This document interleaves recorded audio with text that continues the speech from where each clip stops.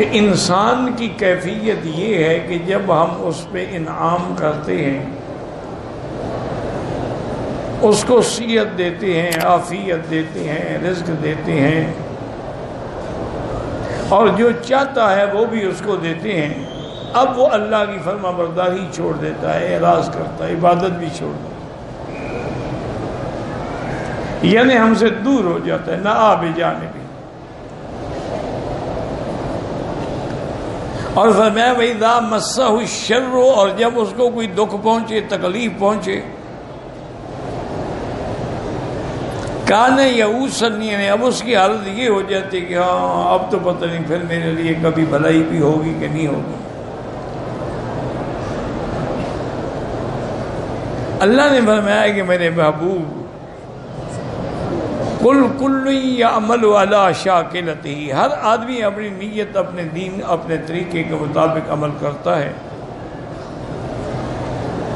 فَرَبُّكُمْ أَعْلَمُ بِمَنْ هُوَ أَهْدَىٰ سَبِيلًا، اور تیرا رب جانتے ہیں کہ کون صحیح راستے پہ۔ وَيَسْأَلُونَكَ عَنِ الرُّوحِ، آپ سے سوال کرتے ہیں کہ روح کیا چیز ہے؟ قُلِ الرُّوحُ مِنْ أَمْرِ رَبِّي، فرما دے کہ روح جو ہے میرے رب کا امر ہے، میرے رب کا حکم ہے۔ وَمَا أُوتِيتُم مِّنَ الْعِلْمِ إِلَّا قَلِيلًا، اور تم نہیں دیے گئے علم سے مگر تھوڑا سا حصہ۔ اب ان آیات کی شان نزول کے بارے میں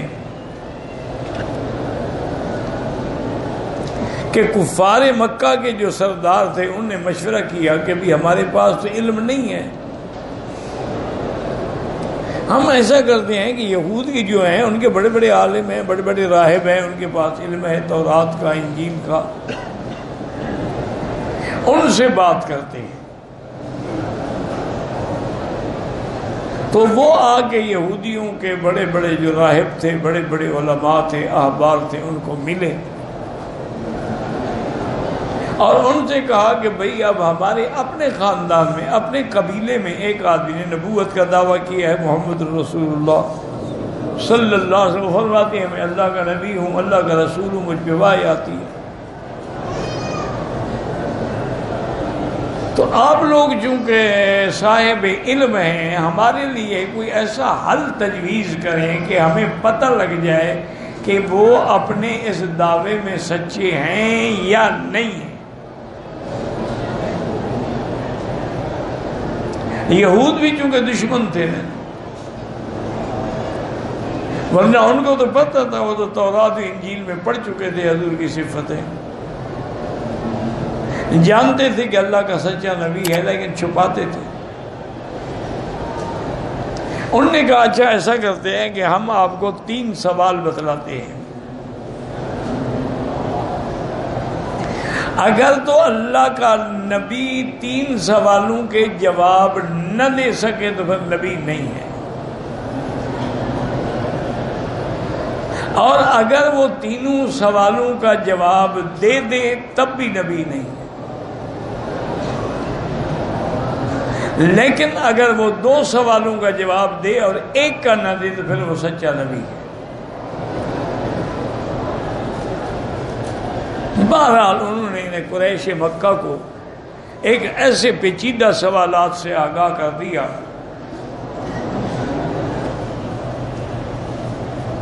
تو اس طرح انہوں نے 3 سوال کیے حضور سے، حالانکہ وہ جانتے تھے کہ حضور سچے نبی ہیں، چونکہ آپ کی صفتیں ہی ایسی تھی نا جی، حضور جب چلتے تھے نا تو ایسے معلوم ہوتا تھا جیسے اوپر سے اتر رہے،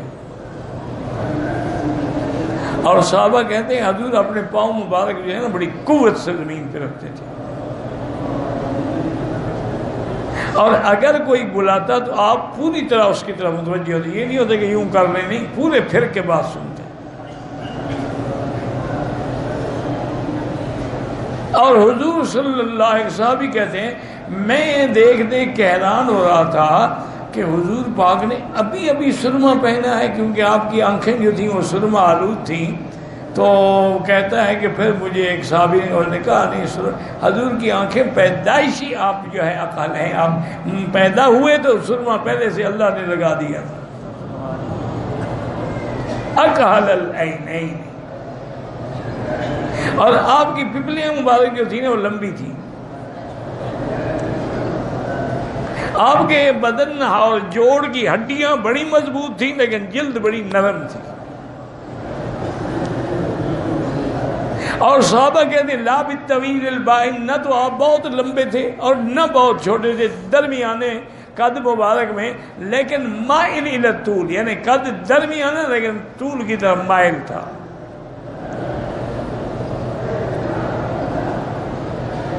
ایک صحابی نے پوچھا ابی ہریرہ سے کہ آپ کا چہرہ مبارک ہونے کا کیا پوچھتے ہو؟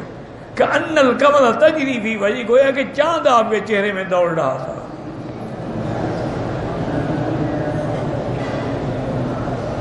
ایک صحابی نے پوچھا کہ حضور کا چہرہ کالسیف کا لالا، کہ آپ کا چہرہ تلوار کی طرح تھا، یعنی مقصد ہے کہ لمبوت طرح تھا. انہوں نے کہا لا لا لا، آپ کا چہرہ تو چاند کی طرح گول تھا.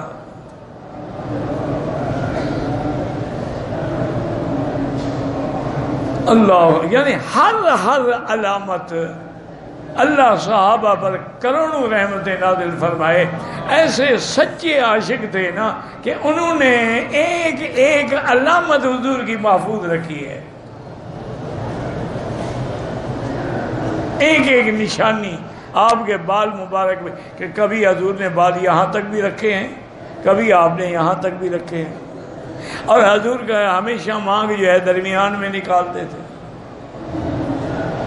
اسی لیے انگریز جو ہے نا ہمارا مخالف ہے نا، وہ مانگ الٹی نکالتا ہے تاکہ حضور کی مانگ کی مخالفت ہو. ورنہ اس کو کیا تکلیف ہے، یہاں بھی نکالو یہاں نکالو، مقصد حضور کی مخالفت کرنی ہے. حضور نے فرمایا دائیں ہاتھ سے کھاؤ، کہہ رہے نہیں بائیں ہاتھ سے کھاؤ. حضور نے فرمایا ہاتھ سے کھاؤ، کہہ رہے نہیں چھری کانٹے سے کھاؤ. حضور نے فرمایا زمین پہ بیٹھ کے کھاؤ، کہ نہیں جناب جو ہے میز کرسی لگا کے کھاؤ. یہ نیچے تو غریب لوگ بیٹھتے ہیں، بڑے لوگ تو ٹیبل پہ بیٹھ کے کھانا کھاتے ہیں. مقصد کیا ہے کہ ایک ایک چیز میں اس نے مخالفت کی سنت محمد مصطفیٰ کی. اور ہمارا مسلمان کتنا بے حس ہے کہ جو انگریز نے کہا وہی کر رہا ہے. حضور نے سر مبارک پہ پگڑی باندھی، انہوں نے انگریزوں نے توہین میں پگڑی جو ہے چپراسی کے سر پہ رکھی، پی این کے سر پہ رکھی، اور پگڑی جو ہے وہ بیرے کے سر پہ رکھی جو ریلوے گاڑیوں میں کھانا لے کے آتے ہیں، تاکہ حضور کی پگڑی کی توہین ہو. کہ پگڑی تو گھٹیا لوگوں کا کام ہے، یہ تو بیرے شہرے کا کام ہے. مالک تو سر ننگا ہوتا ہے. آج مسلمان بھی ماشاءاللہ سر ننگا ہوتا ہے، اس کی جیب میں بھی نہ ٹوپی ہوتی ہے نہ رومال ہوتا ہے، نماز بھی ننگے سر پڑھ رہا ہے. اور کچھ مولوی بھی مل گیا، انہوں نے کہا جی کوئی حرج نہیں، بھی کوئی حرج نہیں، کپڑا نہ ہو یہ کہاں مسئلہ لکھا ہے کہ ہے وہ تو پھر اتار کے پھینک دو. کپڑا نہ ہو تو قمیض کے بغیر بھی نماز جائز ہے. لیکن یہ تو کہیں مسئلہ نہیں کہ ہو تو نہ پہنو. تو بہرحال انہوں نے 3 سوال سکھلائے یہ کافروں کو. انہوں نے کہا ایک سوال تو یہ پوچھو کہ یہ روح کیا چیز ہے. ہر جاندار کے اندر ایک روح ہے نا، جب روح ہے زندہ ہے، روح نکل گیا تو مر گیا. یہ روح کیا چیز ہے. اور دوسرا ان سے یہ پوچھیں کہ وہ کیا قصہ ہے کہ چند نوجوان جو تھے انہوں نے اپنا ملک چھوڑا، ملک سے بھاگے اور ایک غار میں جا کے انہوں نے پناہ لے لی. وہ کون تھے، کیا قصہ ہے. اور تیسرا یہ بتائیں کہ ایک بادشاہ گزرا ہے جس نے مشرق میں بھی جہاں سورج طلوع ہوتا ہے وہاں بھی پہنچا اور جہاں غروب ہوتا ہے وہاں بھی پہنچا ہے. وہ کون تھا.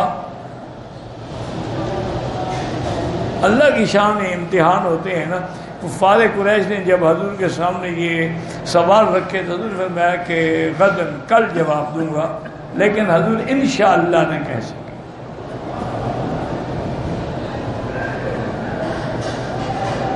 اللہ کی شان ہے، حضور فرماتے ہیں کہ میں نے واہی کی انتظار کی، 1 دن 2 دن 3 دن 4 دن گزر گئے، واہی نہیں آتا، اور کافر روز آ جاتے جی جواب دیں، آپ نے فرمایا تھا کل بتلاؤں گا۔ آپ فرماتے کہ مجھ پر غم کے پہاڑ ٹوٹ پڑے کہ اب میں دشمنوں کے سامنے نعوذ باللہ جھوٹا ہو جاؤں گا۔ میں مکے سے نکل جاتا، پہاڑوں پہ چڑھ جاتا، واہی کی انتظار کرتا، لیکن واہی نہیں آ رہی، واہی جب تک نہ آئے تو میں جواب کیسے دوں؟ اسی سے اندازہ لگا لیں کہ اگر انبیاء عالم الغیب ہوتے تو پریشانی کی کیا ضرورت تھی، وہ تو سب کچھ جانتے ہوتے نا، پھر وحی کی انتظار کرنے کا کیا معنی؟ 15 دن کے بعد جبریل آئے اور سب سے پہلے تو یہ حکم لائے کہ وَلَا تَقُولَنَّ لِشَيْءٍ إِنِّي فَاعِلٌ ذَلِكَ غَدًا إِلَّا أَن يَشَاءَ اللَّهُ، کہ میرے محبوب اب کبھی یہ نہ کہا کریں کہ میں کل کروں گا، کہو اللہ چاہے گا تو کروں گا، آپ کے ہاتھ میں تو نہیں ہے نا۔ تو انشاءاللہ آپ نے نہیں کہا تو ہم نے آپ کے امتحان میں مبتلا کر دیا۔ پھر سورۃ کہف اتری، اس میں اصحاب کہف کا پورا قصہ بیان ہوا کہ اذ اوى الفتية الى الكهف، کہ وہ نوجوان جو پہاڑوں میں جن نے پناہ لی، اللہ نے ان کے لیے انتظام کر دیا، وہ 309 سال سوتے رہے، اور اللہ نے ایسی حفاظت کی کہ دنیا کی کوئی چیز ان کو نقصان نہیں پہنچا سکی۔ اچھا اتنی لمبی مدت سونے کے لیے آدمی کو تکلیف ہوتی ہے نا، آپ سو جائیں تو وہ آدمی کا حصہ گرم ہو جاتا ہے، اللہ نے وہ بھی انتظام کر دیا، قلبہم ذات الیمین و ذات الشمال، فرشتوں کی ڈپٹی لگا دی کہ ذرا بدل دیا کرو، کبھی دائیں کبھی بائیں۔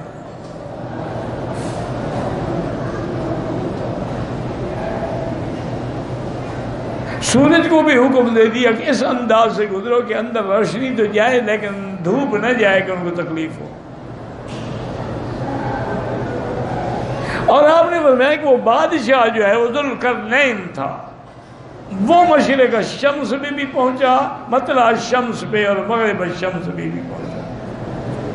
انہوں نے کہا جی روح، آپ نے میں روح کا علم جو ہے اللہ کے سوا کسی کو نہیں، چونکہ روح جو ہے یہ عالم امر ہے، اللہ کے سوا کوئی نہیں جانتا، یہ میرے اللہ کا امر ہے۔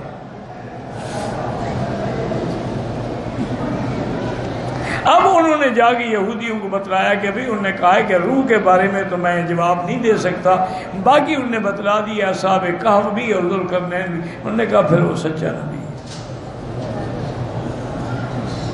لیکن نہ ماننے کی ضد کا کیا علاج؟ اس لیے اللہ نے ان آیات مبارکہ میں اسی کا ذکر فرمایا ہے کہ میرے محبوب آپ سے روح کے بارے میں پوچھتے ہیں، فرما دیجئے کہ روح جو ہے میرے رب کا امر ہے، اور وما اوتیتم من العلم الا قلیلا، بہت تھوڑا علم تمہیں ملا ہے۔ روح ایک لطیف چیز ہے، اللہ کے سوا اس کو کوئی نہیں جانتا، واللہ اعلم۔